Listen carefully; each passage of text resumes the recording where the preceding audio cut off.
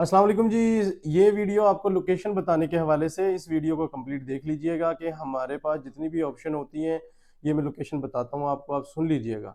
लाहौर से जब आप आते हैं तो मेट्रो जो बस चल रही है जो शादरे से गजुमते की तरफ आती है, गजुमते का आखिरी स्टेशन से आगे तकरीबन 2 से ढाई किलोमीटर आगे काना 5 नंबर स्टॉप के पास ही नादरा ऑफिस है। नादरा ऑफिस की बैक साइड पे भी अल्हम्दुलिल्लाह हमारा ऑफिस है। इसके अलावा आलू रोड पे भी पंजाब पार्क में भी हमारा ऑफिस है।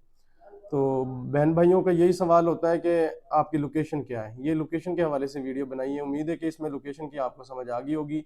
तो कोई भी वीडियो आप देखते हैं ना, कोशिश किया करें उस वीडियो को कंप्लीट देखा करें, क्योंकि हमने वहाँ लिखा भी होता है कि भाई गजुमत कानानो लाहौर नज़दीक नादरा ऑफिस, और वहाँ पे वीडियो के अंदर भी बताया होता है, लेकिन फिर भी बड़े सख्त और गुस्से में कमेंट किए होते हैं कि भाईजान आप लोकेशन क्यों नहीं बताते, लोकेशन क्यों नहीं बताते। भाई आप वीडियो पूरी देखेंगे तो लोकेशन का पता चलेगा, या आप ऊपर डिटेल पढ़ेंगे तो आपको लोकेशन का पता चलेगा ना।